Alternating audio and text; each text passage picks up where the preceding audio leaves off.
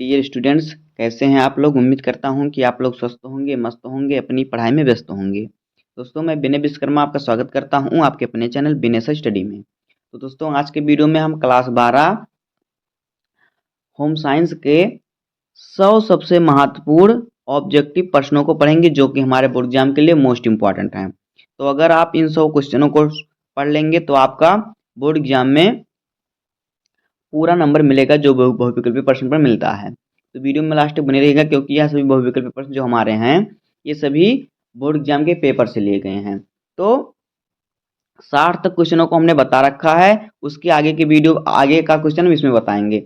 आगे हमारा 100 क्वेश्चन है, यानी कि 140 नंबर तक क्वेश्चनों को इस वीडियो में हम पढ़ेंगे। तो वीडियो में लास्ट तक बने रहिएगा। अगर आप वीडियो पर हैं तो वीडियो को लाइक कर दीजिए, चैनल पर सब्सक्राइब कर दीजिए, बेल आइकन को प्रेस कर दीजिए, क्योंकि बोर्ड एग्जाम के हर इंपॉर्टेंट टॉपिक का वीडियो आपको चैनल डेली मिलता रहेगा। तो ये वीडियो को स्टार्ट करते हैं।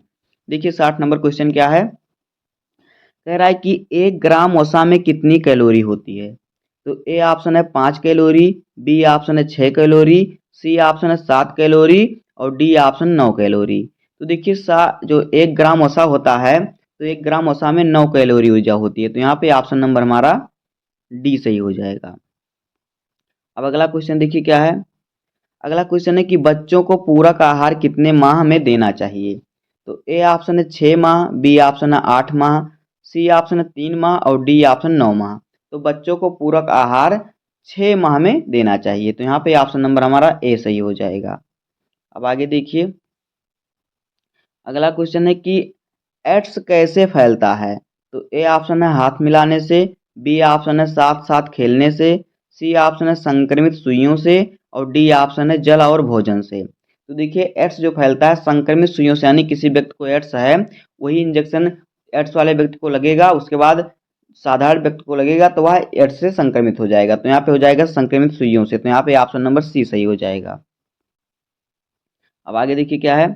अगला क्वेश्चन है कि निम्न में से कौन पहले कुछ दिनों के दौरान बच्चे की देखभाल के अंतर्गत आता है। तो ए ऑप्शन है बच्चों को गर्म रखना, बी ऑप्शन है गर्भनाल की देखभाल, सी ऑप्शन है माँ के दूध के अलावा कुछ नहीं देना और डी ऑप्शन है इनमें से सभी। तो देखिए यहाँ पे सही ऑप्शन हो जाएगा इनमें से सभी, क्योंकि जो कह रहा है इनमें से कौन पहले कुछ दिनों के दौरान बच्चों की देखभाल के अंतर्गत आता है। तो बच्चों को गर्म रखना ये भी बच्चों की देखभाल में आता है। गर्भनाल की देखभाल करना, जब बच्चे बच्चे जब छोटे होते हैं माँ के दूध के अलावा कुछ नहीं देना चाहिए जब बच्चे शुरुआत में होते हैं, जैसे कि जब बच्चे का जन्म होता है उसके कुछ दिनों तक। तो यहाँ पे ऑप्शन नंबर हमारा डी सही हो जाएगा। अब देखिए आगे। अगला क्वेश्चन है कि क्षय रोग से बचने के लिए कौन सा टीका लगाया जाता है। तो ए ऑप्शन है डीपीटी, बी ऑप्शन है एमएमआर, सी ऑप्शन है बीसीजी और डी ऑप्शन है हेपेटाइटिस बी। तो देखिए क्षय रोग यानी टीबी से बचने के लिए बीसीजी का टीका लगता है। तो यहाँ पे ऑप्शन नंबर सी सही हो जाएगा। अब आगे देखिए। रोग निरोधी क्षमता कितने प्रकार की होती है। तो ए ऑप्शन है 2, बी ऑप्शन 3, सी ऑप्शन है 4 और डी ऑप्शन है 6। तो देखिए जो रोग निरोधी क्षमता होती है 2 प्रकार की होती है। तो यहाँ पे ऑप्शन नंबर ए हमारा सही हो जाएगा। अब देखिए अगला क्वेश्चन क्या है। क्वेश्चन नंबर 66 कह रहा है कि निम्न में से कौन सा तत्व विकास को प्रभावित नहीं करता। तो ए ऑप्शन है रोग एवं चोट, बी ऑप्शन है पोषण, सी ऑप्शन है वातावरण और डी ऑप्शन है धन। तो देखिए यहाँ पे जो धन है वो विकास को प्रभावित नहीं करता। तो यहाँ पे ऑप्शन नंबर हमारा डी सही हो जाएगा। अब देखिए अगला क्वेश्चन क्या है। अगला क्वेश्चन है कि निम्न में से कौन सी बीमारी दूषित भोज्य पदार्थों को खाने से होती है। तो ए ऑप्शन है अतिसार, बी ऑप्शन है हैजा, सी ऑप्शन है पेचिस और डी ऑप्शन है इनमें से सभी। तो देखिए यहाँ पे जो कह रहा है कि कौन सी बीमारी दूषित भोज्य पदार्थों को खाने से होती है। तो यहाँ पे देखिए जो अतिसार और हैजा और पेचिस जो होता है ये दूषित भोज्य पदार्थ से होता है। तो यहाँ पे ऑप्शन नंबर डी सही हो जाएगा इनमें से सभी। अब देखिए 68 नंबर क्वेश्चन क्या है। देखिए कह रहा है कि निम्न में से कौन खाद्य विषाक्त का लक्षण है। तो ए ऑप्शन है जी मचलाना, बी ऑप्शन है उल्टी, सी ऑप्शन है दस्त और डी ऑप्शन है इनमें से सभी। तो देखिए यहाँ पे सही ऑप्शन हो जाएगा। कह रहा है कि इनमें से कौन सा विषाक्त का लक्षण है। तो जी मचलाना, उल्टी आना, दस्त ये सभी विषाक्त के लक्षण है। तो यहाँ पे ऑप्शन नंबर हमारा डी सही हो जाएगा इनमें से सभी। अब आगे देखिए शुद्ध जल होता है? ए ऑप्शन है रंगहीन, बी ऑप्शन है गंधहीन, सी ऑप्शन है स्वादहीन और डी ऑप्शन है इनमें से सभी। तो देखिए जो शुद्ध जल होता है, शुद्ध जल होता है रंगहीन, गंधहीन और स्वादहीन होता है। तो यहाँ पे ऑप्शन नंबर डी सही हो जाएगा, इनमें से सभी। अब आगे देखिए, अंतःस्रावी प्रणाली से संबंधित आजकल का सबसे आम रोग है? ए ऑप्शन है मधुमेह, बी ऑप्शन है वृद्धि विकार, सी ऑप्शन है लैंगिक विकार और डी ऑप्शन है प्रजनन। तो देखिए अंतःस्रावी प्रणाली से संबंधित आजकल का जो सबसे आम रोग है वो है मधुमेह। तो यहाँ पे ऑप्शन नंबर हमारा ए सही हो जाएगा। अब अगला क्वेश्चन देखिए क्या है, कह रहा है कि निम्न में से कौन ध्वनि प्रदूषण का सामान्य स्रोत है? तो ए ऑप्शन है लाउड स्पीकर, बी ऑप्शन है पटाखे, सी ऑप्शन है सड़क यातायात और डी ऑप्शन है मकान निर्माण। तो देखिए यहाँ पे जो सड़क यातायात है, जिससे सड़क यातायात जो गाड़ियों को हॉर्न बजता है, इससे क्या होता है ध्वनि प्रदूषण ज़्यादा होता है। तो यहाँ पे ऑप्शन नंबर हमारा सी सही हो जाएगा। अब आगे देखिए, अगला क्वेश्चन है कि घरेलू वायु प्रदूषण का कारण क्या है? तो ए ऑप्शन है खाना पकाने के लिए प्रयुक्त ईंधन, बी ऑप्शन है मच्छर मारक, सी ऑप्शन है तंबाकू और डी ऑप्शन है इनमें से सभी। तो देखिए घरेलू वायु प्रदूषण जो कारण है, ये खाना बनाना जो ईंधन से होता है, लकड़ियों से, उससे भी होता है, मच्छर मारक दवा से भी होता है और तंबाकू से भी होता है। तो यहाँ पे हो जाएगा ऑप्शन नंबर डी, इनमें से सभी। अगला क्वेश्चन देखिए क्या है, दूषित जल पीने से कौन सा रोग होता है? ए ऑप्शन है पीलिया, बी ऑप्शन है क्षय रोग, सी ऑप्शन है मधुमेह और डी ऑप्शन है मलेरिया। तो दूषित जल पीने से होता है पीलिया रोग। तो यहाँ पे ऑप्शन नंबर ए सही हो जाएगा। अब आगे देखिए, अगला क्वेश्चन है कि प्लास्टिक द्वारा मुख्यतः किस प्रकार का प्रदूषण होता है? ए ऑप्शन है भूमि, बी ऑप्शन है ध्वनि, सी ऑप्शन है वायु और डी ऑप्शन है जल। तो प्लास्टिक के द्वारा मुख्यतः जो होता है भूमि प्रदूषण होता है। तो यहाँ पे ऑप्शन नंबर ए सही हो जाएगा। अब आगे देखिए, अगला क्वेश्चन है कि जल प्रदूषण के कारणों के लिए मुख्य रूप से निम्नलिखित में कौन जिम्मेदार है? तो ए ऑप्शन है वन रोपड़, बी ऑप्शन है तेल रिफाइनरी और सी ऑप्शन है कागज कारखाना, डी ऑप्शन है बी और सी दोनों। तो देखिए जल प्रदूषण के कारणों के लिए मुख्य रूप से निम्नलिखित में से जो जिम्मेदार है वो है वन वन रोपड़ और तेल रिफाइनरी। तो यहाँ पे ऑप्शन नंबर ए और बी दोनों सही हो जाएगा। सॉरी, यहाँ पे तेल रिफाइनरी और कागज कारखाना, तो यहाँ पे ऑप्शन नंबर बी और सी दोनों सही हो जाएगा। तो यहाँ पे ऑप्शन नंबर डी हमारा सही हो जाएगा, बी और सी दोनों। अब देखिए, अगला क्वेश्चन है कि कुकुर खांसी से बचाव के लिए कौन सा टीका लगाया जाता है? तो ए ऑप्शन है बीसीजी और बी ऑप्शन है डीटीपी और फिर सी ऑप्शन है पोलियो और डी ऑप्शन है टिटनेस। तो देखिए कुकुर खांसी जो होती है, लोग कुत्ते की तरह खांसते हैं, तो उसके लिए डीपीटी का टीका लगता है। तो यहाँ पे ऑप्शन नंबर बी सही हो जाएगा। अब आगे देखिए, आगे है कि क्षय रोग फैलने का माध्यम है। तो ए ऑप्शन है दूषित वायु, बी ऑप्शन है प्रदूषण प्रदूषित भोजन, सी ऑप्शन है प्रदूषित मिट्टी और डी ऑप्शन है इनमें से सभी। तो क्षय रोग फैलने का जो माध्यम है वो है दूषित वायु। तो यहाँ पे ऑप्शन नंबर ए सही हो जाएगा। अब आगे देखिए, आगे है कि किसके द्वारा शरीर की सूक्ष्मतम इकाई कोशिका की रचना होती है? तो ए ऑप्शन है ऊर्जा, बी ऑप्शन है प्रोटीन, सी ऑप्शन है खनिज लवण और डी ऑप्शन है आयोडीन। तो देखिए यहाँ पे जो सही ऑप्शन हो जाएगा ऑप्शन नंबर बी प्रोटीन। अब आगे देखिए, अगला क्वेश्चन है कि निम्न में से कौन विशिष्ट बालकों का प्रकार नहीं है?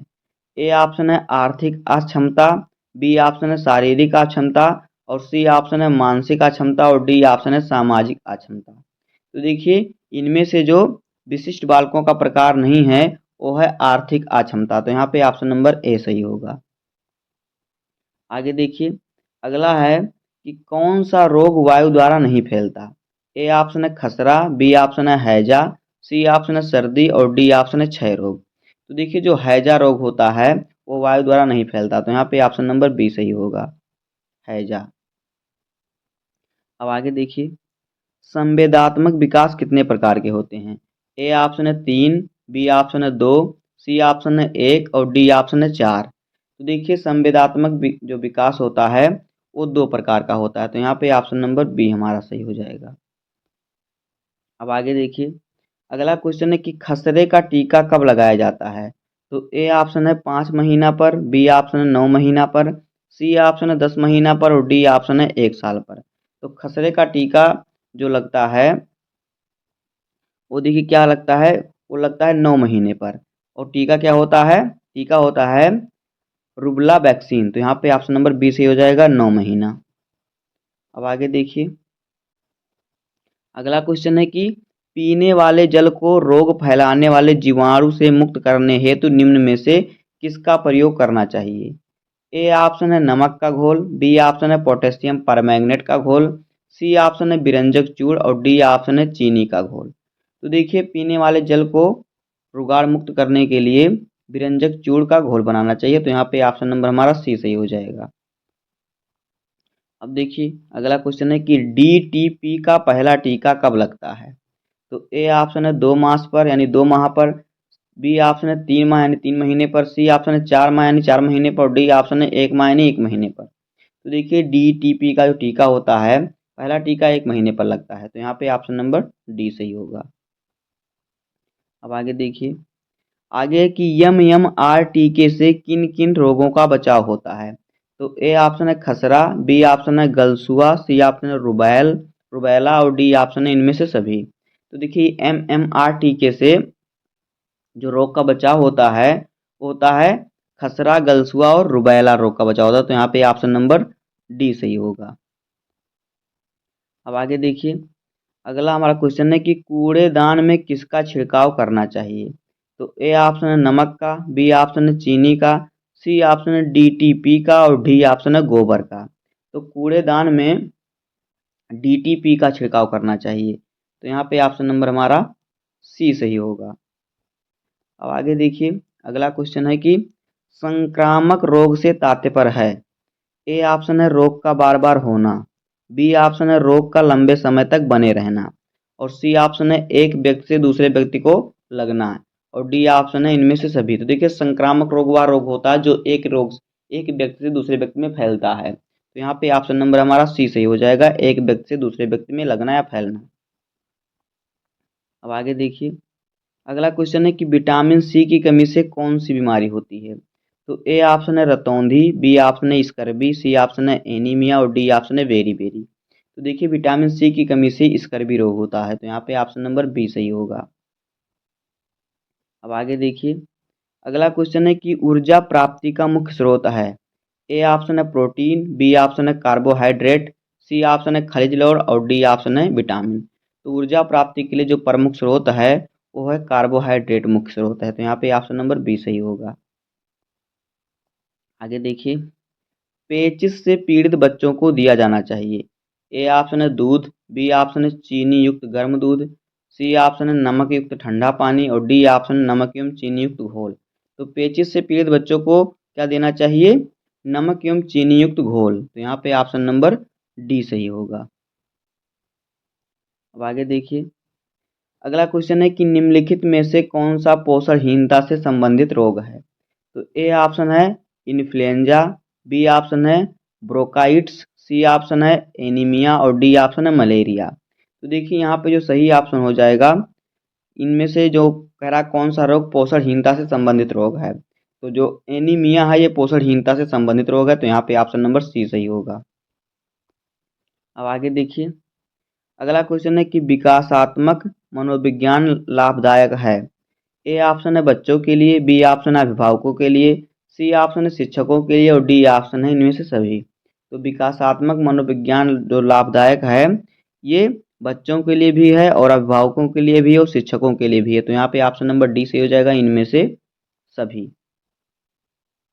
अब आगे देखिए, अगला क्वेश्चन है कि संतुलित आहार ना ग्रहण करने से क्या प्रभाव पड़ता है। तो ए ऑप्शन है भार में कमी, बी ऑप्शन है शारीरिक प्रभाव की क्षीणता और सी ऑप्शन है कमजोरी, डी ऑप्शन है इनमें से सभी। तो संतुलित आहार ना ग्रहण करने से क्या होता है, भार में कमी होती है, शारीरिक प्रभाव की क्षीणता होती है और कमजोरी होती है। तो यहाँ पे ऑप्शन नंबर डी से हो जाएगा, इनमें से सभी। अब आगे देखिए, अगला है कि रोग निरोधक क्षमता कितने प्रकार की होती है। ए ऑप्शन है 3, बी ऑप्शन है 2, सी ऑप्शन है 4 और डी ऑप्शन है 6।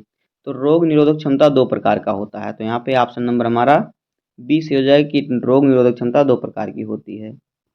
अब आगे देखिए, अगला क्वेश्चन है कि बच्चों को किस रोग से बचने के लिए विटामिन ए की खुराक दी जाती है। ए ऑप्शन है रतौंधी, बी ऑप्शन है पोलियो, सी ऑप्शन है अतिसार और डी ऑप्शन है इनमें से सभी। तो देखिए विटामिन ए जो होता है रतौंधी के लिए होता है, तो यहाँ पे हो जाएगा ऑप्शन नंबर ए, रतौंधी के लिए विटामिन ए दिया जाता है। अब देखिए मतलब रतौंधी ना हो। अब देखिए अगला क्वेश्चन है कि बच्चों को पोलियो और डीपीटी का बूस्टर डोज किस आयु में दिया जाता है। तो ए ऑप्शन है 2 से 4 माह, बी ऑप्शन है 16 से 24 माह और डी सी ऑप्शन है 0 से 3 माह और डी ऑप्शन है 6 से 9 माह। तो देखिए जो डीटीपी बूस्टर का डोज होता है वो 3 माह के अंदर दिया जाता है, यानी शुरू से लेकर 3 माह के अंदर दिया जाता है। तो यहाँ पे ऑप्शन नंबर हमारा सी सही हो जाएगा, 3 माह तक।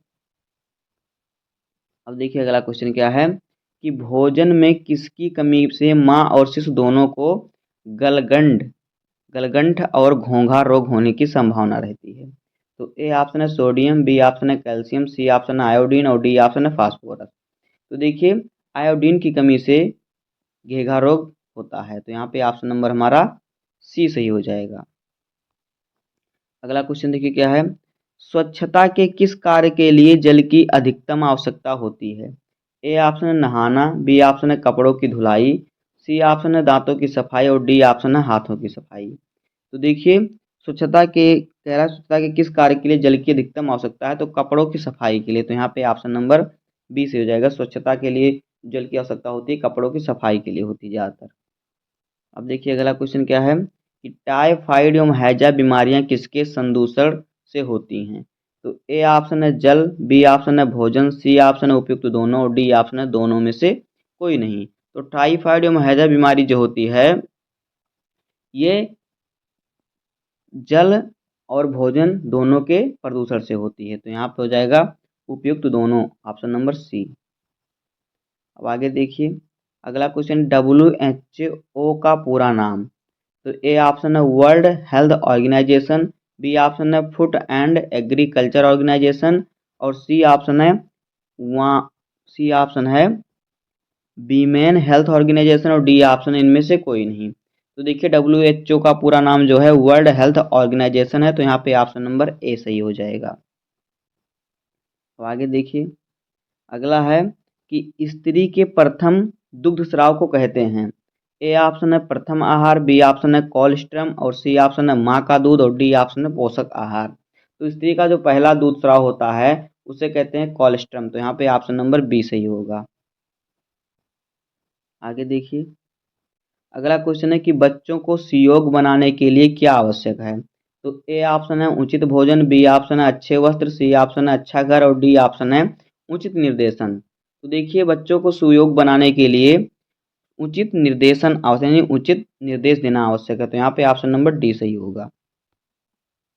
आगे देखिए अगला क्वेश्चन है कि भारतीय शिशु की औसत जन्म की ऊंचाई होती है, यानी जब उनका जन्म होता है तो उनकी औसत ऊंचाई कितनी होती है, लंबाई। तो देखिए ए ऑप्शन है 30 सेंटीमीटर, बी ऑप्शन है 40 सेंटीमीटर, सी ऑप्शन है 50 सेंटीमीटर और डी ऑप्शन है 80 सेंटीमीटर। तो भारत में जब शिशु का जन्म होता है तो उसकी जो हाइट होती है कितनी होती है, 50 सेंटीमीटर तक। तो यहाँ पे ऑप्शन नंबर सी सही होगा।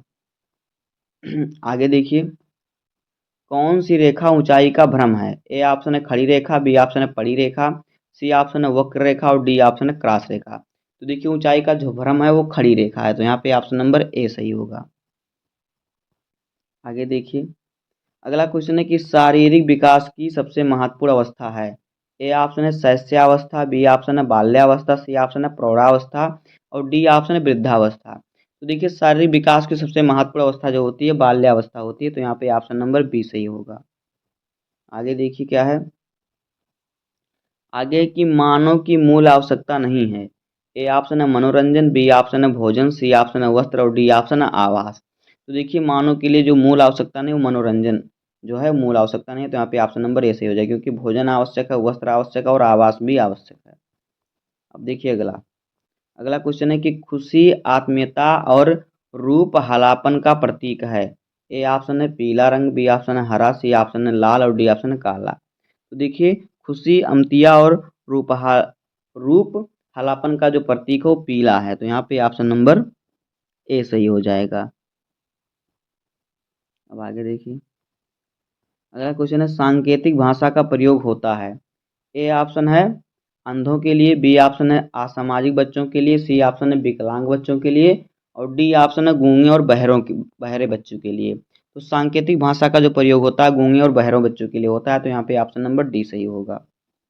अब आगे देखिए, अगला क्वेश्चन है कि बच्चों के असमर्थता हो सकती है। ए ऑप्शन है जन्म से पूर्व से, बी ऑप्शन है जन्म के समय से और सी ऑप्शन है जन्म के पश्चात से और डी ऑप्शन है इनमें से सभी। तो देखिए बच्चों में असमर्था हो सकती है जन्म से पूर्व भी, जन्म के पहले भी और जन्म के बाद भी, तो यहाँ पे हो जाएगा ऑप्शन नंबर डी से इनमें से सभी।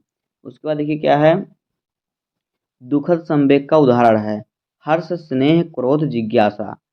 देखिए जो दुखद संवेग का उदाहरण है वो है क्रोध, तो यहाँ पे ऑप्शन नंबर सी सही हो जाएगा।